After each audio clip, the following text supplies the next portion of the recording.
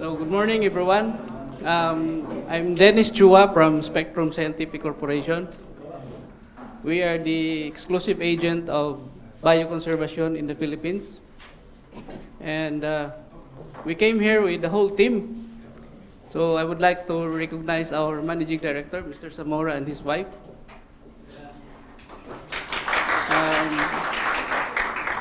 Fred Helperio, who is our Sales Director for Luzon and Visayas, because the Philippines is an archipelago. So, but the banana business is in Mindanao side, the southernmost part, where the security is a little bit of a concern. Yeah, because of we have our shares of some terroristic activities just a few months ago. So that is where the banana grows. So we'll just like to share, this is, I don't know if I can call it a success story, but if you will allow me, we will just claim it as a success story. So, Jane, the first slide. Just to summarize up, the partnership and longevity, challenges in the Philippine market, challenges in ethylene absorbers market, market comparison, and factors of success. These are the things that we did to meet customers' demand. So, I still believe, because I have a Chinese blood, my grandfather is a Chinese. He came to the Philippines, but I was not really influenced by his characteristic perhaps on the business side, yes. Longevity. We had been a partner of Bioconservacion for more than 10 years now. We started way back in 2007. We were the first to, maybe I can claim that, we were the first to introduce the concept of ethylene absorbers in the market. Because way back then, no one was using ethylene absorbers among the banana exporters. So longevity is really a part of that success, because our presence there was never been cut off. When customers need the absorbers, we are there, ready to support, ready to help. Of course, they have to pay.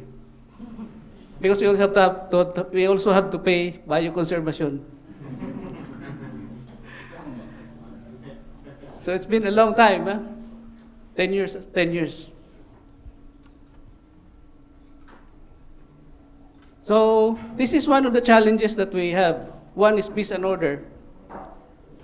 We really counted it as a very important thing, because the banana producing region is in Mindanao. And it's a little bit volatile in terms of peace and order. Climate change. We are hit by typhoons about 23 or 24 times in a year. Right now, we are having a big one also. There's already flooding in Mindanao. Pests and diseases, that's very common in a tropical country. And as we searched, we are among the most difficult and more costly country to grow bananas, because of you have to spend more on fungicides and pesticides. So we look at it as an opportunity as well, because infested areas would require protection. So that is where we need ethylene absorbers most. So it's both ways, two sides. It's a downside in terms of production, but that is an opportunity for ethylene absorber market as well. Tariff, it's a government-to-government agreement. We have a high tariff if we export banana to Japan and Korea. While the rest of the world are negotiating already, our Philippine government is not so fast. So we are still subject to high tariff among the receiving countries of our bananas. So that's also a disadvantage. This one, we are losing market share. I think everybody knows that. It was presented yesterday that the Philippine export of bananas is going down. So many factors are attributed to it, and that includes all that is indicated on our slideshow. Quarantine. Yeah, but that is also an opportunity.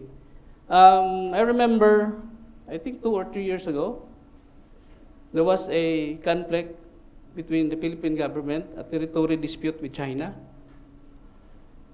And the banana export to China was subjected to quarantine period of about 2 to 3 weeks. So the shipping time is only 7 days, but you add 2 to 3 weeks for the quarantine process. But it becomes an opportunity again for bioconservation, because the longer it stays at the port, you need more ethylene absorbers. So it's not that so bad at all. But on the other hand, it's an opportunity. Just like what the Chinese said, our Chinese brothers here, crisis has 2 phases. It's opportunity on the other side, it's disaster on the other side. So, yeah, another thing is ununified farmers. Our farmers are highly fragmented. Some farmers own a small piece of land, about 2 hectares, 3 hectares. Others own hundreds, but the big companies own thousands. So it's highly fragmented. You have to talk to a lot of people, a lot of exporters, to promote your product. So what we did is more of a company-to-company campaign, from small ones to big ones. So Jane here, that's why, I think that's the reason why she did not grow up, because she has to wake up at 4 o'clock in the morning. Farmers start to work in the morning early, and then the rest at about 10 or 11 o'clock in the morning. So, sorry Jane. I have heels on. Next. Yeah. So, just like any opportunity, everybody wants to get a piece of the pie. We have more than 20 brands competing in the Philippines, mostly from China. Some are from Malaysia. There's some from Thailand, Korea, and of course some are from Spain as well. Some are, I would say, sons and daughters of Bioconservacion. And the sons and daughters of Bioconservacion is the toughest competitor that we have. Yep. So they are part of, once upon a time, of Bioconservacion. As I said, there are more than 20. And then one of the restrictions also is we have a strict government controls on potassium permanganate. We have to have permits and licenses approved by the government. And it took a while to process. Police will come into your office to check your warehouse, and they have some sets of standards on how you close, you secure your inventory. But most of it is based in Davao, in Mindanao. Yep. So we would like to share with you, our banana exports volume is really going down. You look at 2014, that time we were the second largest, second to Ecuador, but we started to slide in 2015 by more than 40%. In 2016, because in 2015 we were hit by El Nino. That was so bad. 2016, we started to recover. In 2017, that's the only data that we have right now. I think it recovered a bit. But if you look at our bioconservation orders in quantity, in terms of quantity of sachet, it had grown. Just like I said, in a crisis, there is opportunity. So, pests, contaminated bananas. There was even I've heard, I don't know if it's a joke or really a real story, that the Banana Congress was intentionally held in Miami so that the Filipinos will not contaminate the banana in Latin America. I'm not sure, but we heard it.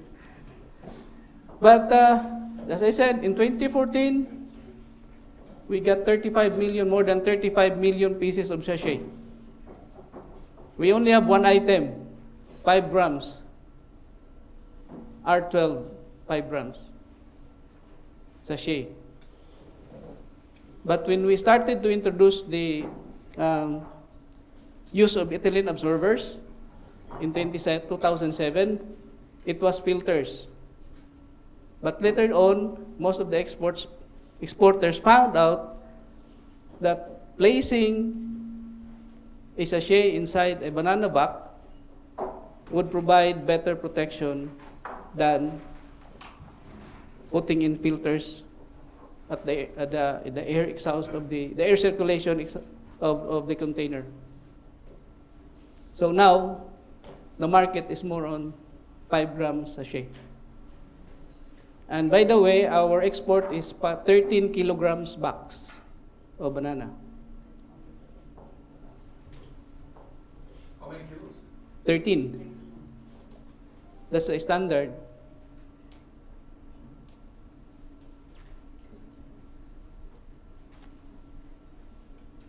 And our exports mostly goes to Japan, China, Korea, and the Middle East.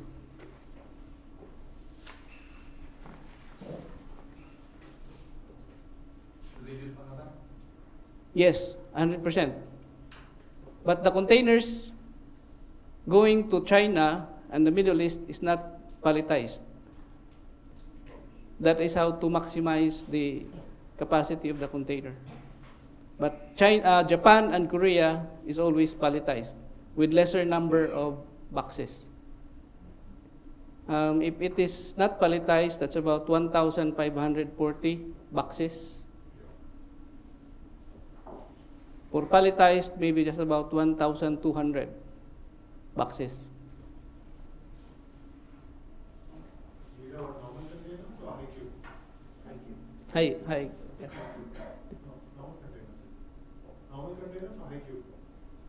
High cube. High cube, I think, yeah, it's 40 footers.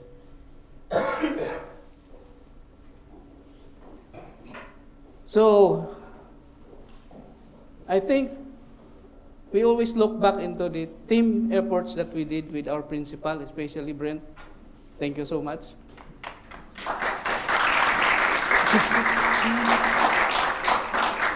Teamwork is one of the key why we were able to hit that number of quantity of sachet. And Brent played a very important role. So we have some marketing campaign. We visit our customers on a regular basis, because the moment you turn your back, other salesmen will also offer their product. Would knock at their door, then offer their product. Imagine more than 20 competitors. So we position BiOn. Actually, Bioconservacion is too long if you pronounce it. That's why it became very popular as Biocon in the Philippines. Ever since we started in 2007, it becomes Biocon. And in fact, also some of the other brands, like with the actual sachet or the 5-gram sachet itself in the Philippines, whether it's a BioExtend or a Greenkeeper, they get sort of called or loosely called a Biocon sachet. So it's very, very We marketed it as a high quality, high priced brand. We are the most expensive in the market in the Philippines right now.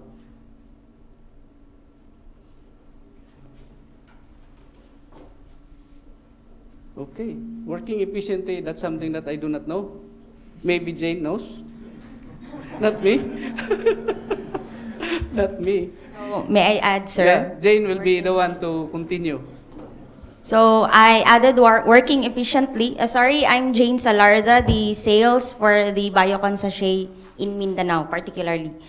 So working efficiently, as I may add, Sir Dennis is a great leader that would delegate every responsibilities to every team. So somehow, somehow each of one of us works efficiently in order to meet the goal. So that goal is our inspiration for us to reach the 35 billion pieces of sachet in year 2017. Yeah.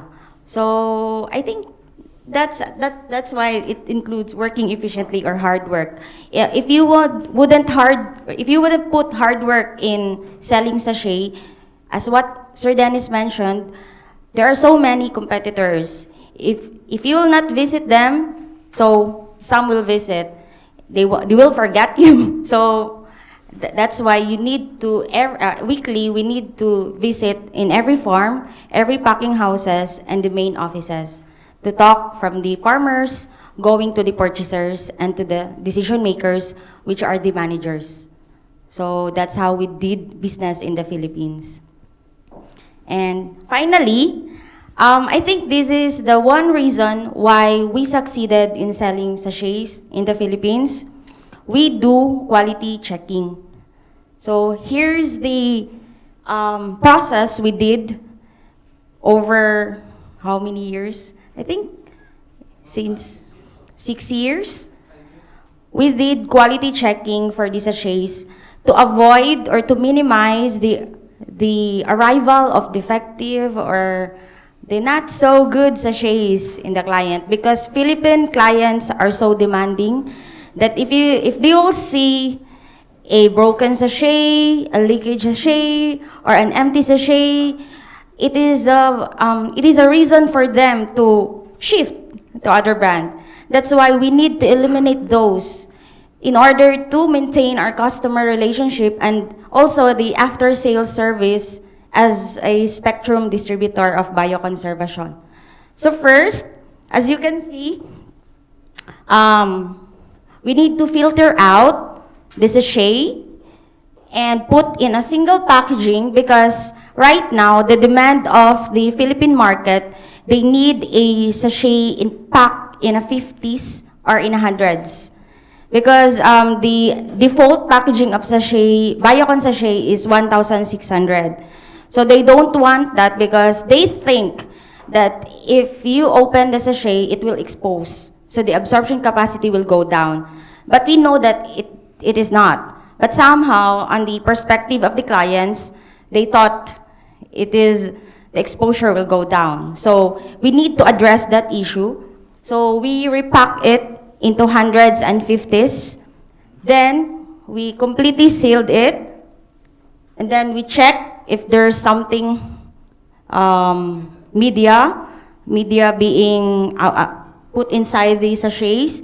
And also, as you can see, we have metal detectors because sometimes there are pins, foreign objects that's being included in the box.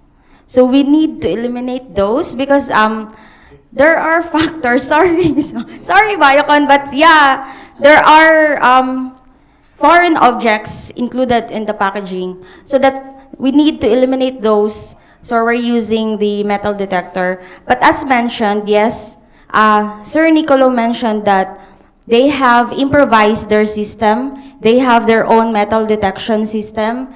They have their new system in the processing of, I think, new machinery. So this is just a double checking. Yeah, just a double check.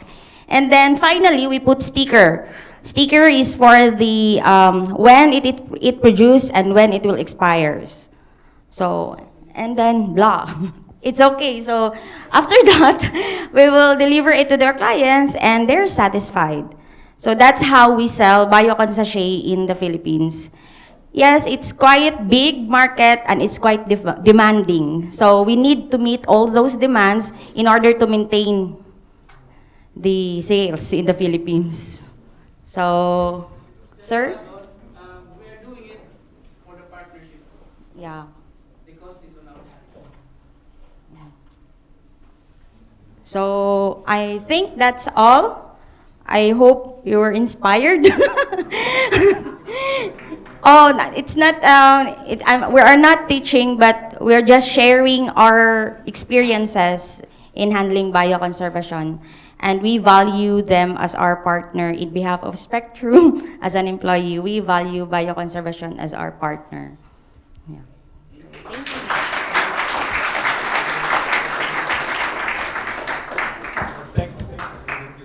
Thank you very much, James. Thank you very much, Dennis, for illuminating and a very lively presentation. I've got a question myself to Dennis, first of all. You're talking about the palletized and the non-palletized market. China non-palletized, Japan, Korea palletized. Now, I imagine that with palletized food, the risk of damage is lower. Yes. So, the question, are you selling more sachets on the non-palletized or the palletized? We are selling on non-palletized more. You're selling more, of course, but the question is that the damage that occurs is probably what the sachets can do is only a part of the problem, the logistical damage that results from multiple handling, which outweighs the benefit of the sachets and risks increasing commoditization and low price for the banana in China. I imagine that the Chinese are, because the middle class are the ones who are buying the produce, they will become more demanding, and I can imagine there will be a trend towards palletizing also the fruit to China, which means, and that is my question, educating the logistics sector, which is the area that I sort of come from. So I think there is need of creating greater awareness in the logistics sector of the benefits of your technology as part of the whole process of educating people involved in handling fruit from production to retail. So not a question, more a statement. So thank you for the question as well as the answer. You're right. I agree. I think it will come that soon equipment will be all palletized. Yeah. One of the reasons we heard is the labor cost at the destination. Japan and Korea is very expensive. That's why they wanted it palletized. While the non-palletized, what the exporters is after of maximization of the capacity of the container. But I think, yeah, you're right, soon it will happen. Well, that's interesting. But that allows me to promote my own event now. Yeah. Logistics Global. Well, we're trying to actually to bridge the gap between production, marketing, and logistics. Logistics is often seen as basically the back end, it's the back gate, the rear gate, basically the things that people are trying to hide because it's cost. It's much easier to look at marketing, much easier. Look at Food Logistica. What are people doing there? They show the wonderful wares which they are selling to people. But they don't want to tell you what the cost is, because that is basically giving it away to the competitors. So they don't want to talk about logistics, but it's very important. You cannot name your price if you do not know your cost. And logistics is an increasing cost, of which technology, in my definition, is a part of. You probably look at technology as something that you are selling to the producers, but actually it's part of their internal logistics costs. And that is what we were talking about in Berlin last week at Logistics Hub. Just basically, that was basically which we did alongside Food Logistica. Yeah. So I do think that there is a need for greater education Yes. between these three market elements. I think I've got. Are there any other questions to Jane or to Dennis?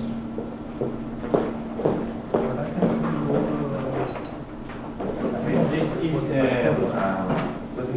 question about the texture of the metal. Now, the new machine, I included the check the metal. Okay. In the past, we don't have the dispositive, but now yes. Tomorrow, when I visit the factory, it's possible to steal the system. Yes. Okay, and this last year, the factory I changed complete. I changed machines, such a machine, the manufacturing of the media machine. I did a big change in the structure. It is maybe I have a problem and the control of the quality, but it's normal. You change the process, the period of the adjust, it's normal. But it's very important in this case. Thank you for respecting your the comment. What your problem? See a customer, I detect the problem, the quality of the problem. I don't know the box. You send for quality for the quality department and the info or the Biocon elaborated plan for change this situation. This is very important. No, it's only for no, okay, no, it's my problem. It's your problem. I have the leader. It's impossible the problem in my product, in my quality, or my process. No, yes, normal. Machine must plus person. The person maybe no is a good day for this person and the control of the quality. But it's very important this, no, like presentation. No, okay, the quality. But here maybe it's possible the change or mejorar, improve this process. This is a relationship. This is a partner. It's not a distributor. As I don't have a distributor of Biocon, a partner. It's win-to-win. Okay? This is very important. Thank you for the spectrum. Everybody for your collaboration in improve the quality, the quality of the Biocon and your people. Okay? Thank you. Thank you.